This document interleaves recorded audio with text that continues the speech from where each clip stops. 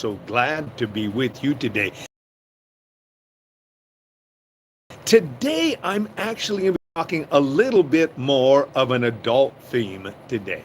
And the only reason I want to talk about this is because Paul has a little exhortation for us today. It has to do with, of course, our um, basically how we live. So he says, among you, there must not even be any form of immorality, any form of impurity or greed, because it is improper for God's holy people. Well, if you are, of course, a follower of mine, you know that I subscribe very much to, of course, showing certain character in our real world today. Now, you might call me a little bit old fashioned because I really believe that our conduct does reflect our character. What we are inside will eventually be showed out in our lifestyle. Now, Paul says, listen, when you are involved and interacting with other people, you need to show a certain level of morality. That means, of course, to be careful when you are interacting with someone of the opposite sex. And also, as well, making sure that if you happen to be in a relationship with someone, that you are pure in that relationship, that relationship is very important, that you want them to know that you can trust them. You can be trusted, and that you can trust them as well. And so it means that you make a decision that when you are in a relationship with someone, you are exclusively theirs. Also, as well, it is absolutely imperative that you as well never betray that particular relationship, because it can have devastating consequences to you and also to the one that you betray. And so it's also important to not demonstrate greed. Now, I want to tell you, there are two main reasons why marriages and relationships fail. Number one, because of the fact of betrayal or immorality. Okay, 54% of all relationships, we're talking marriages, end in divorce.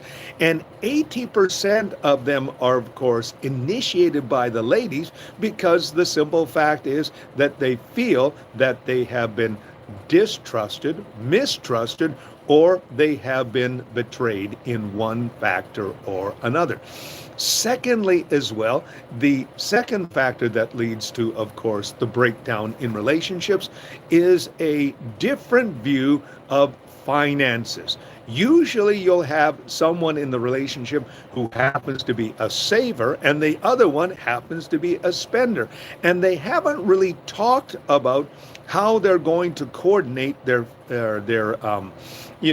their money situation, and also as well how they're going to work it together. So when you have these two factors going on in a relationship, it is going to be catastrophic, and it is also going to be a major problem. So what you need to be aware of is any form of impurity or greed. And James reminds us that our world actually operates on selfish ambition and covetousness, which are two basic problems. When you think that, now this is a real problem with many young ladies. They have this Jane Austen type of idea that, I'm going to change him and he's going to mold to my thinking. Well, it isn't going to happen, because by the time a guy is about 6 or 7 years old, guess what? His patterns of life, his patterns of view, his patterns of finances have been basically shaped. And so what you need to do is understand that, and you got to make a decision. And that decision is, can you live with this person? Can you adapt to their particular ideas? That's why I always encourage couples to especially talk about finances before you even get into a relationship, because Number two, it is the number two reason why people, of course, break a relationship. The number one problem is, of course, selfishness. They go into the relationship with unrealistic expectations. Many young people today figure, okay, what's going to happen is I'm going to get into this relationship and everything's going to be fixed. Everything that's wrong with my life is going to be fixed.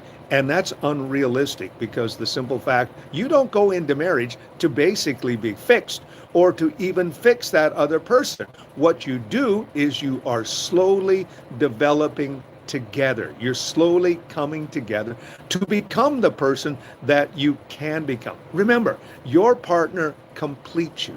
They are the strength in your weaknesses, and you are the strength in their weaknesses. And you work together to adapt and develop into the type of people that God wants you to be. But if you go in there with some unrealistic expectation, it is a recipe for disaster. So it's important.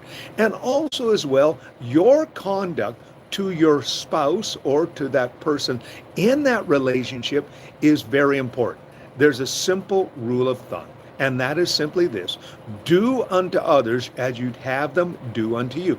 That means that no matter how you are treated, you're not going to treat them the same way. You are going to treat them the way that you would want to be treated.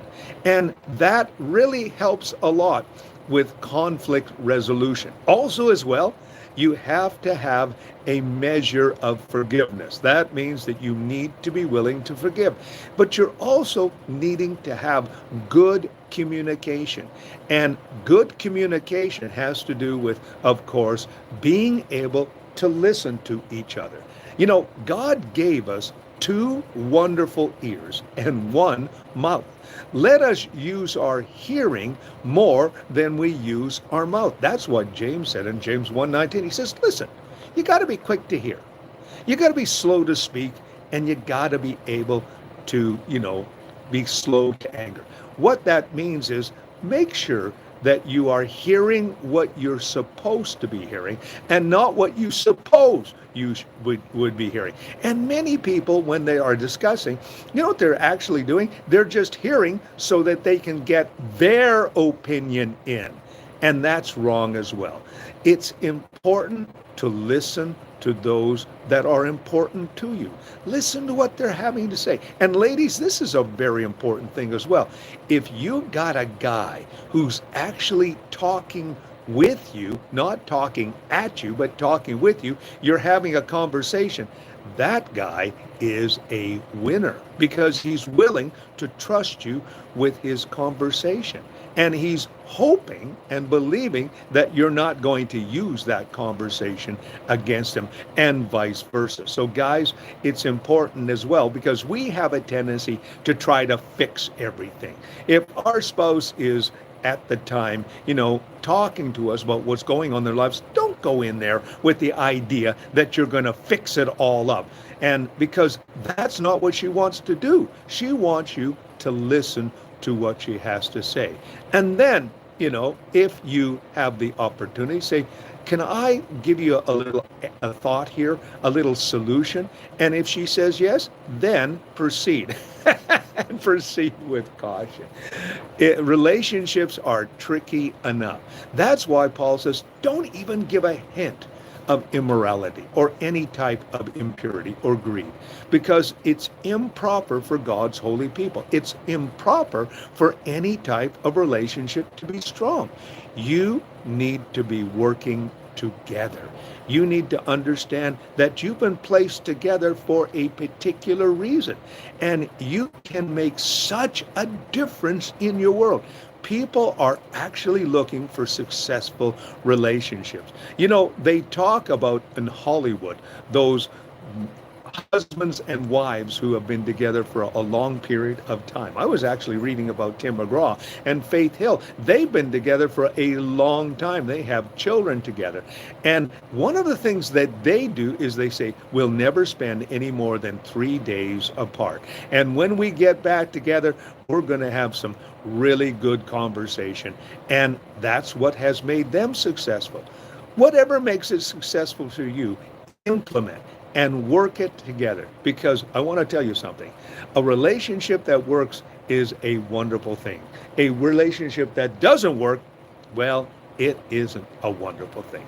So a little thought for you today. My name is Robert Dean Steele. Thanks for joining me today. God bless you. And if you like what you like hearing, then of course press the like button and subscribe to my YouTube channel.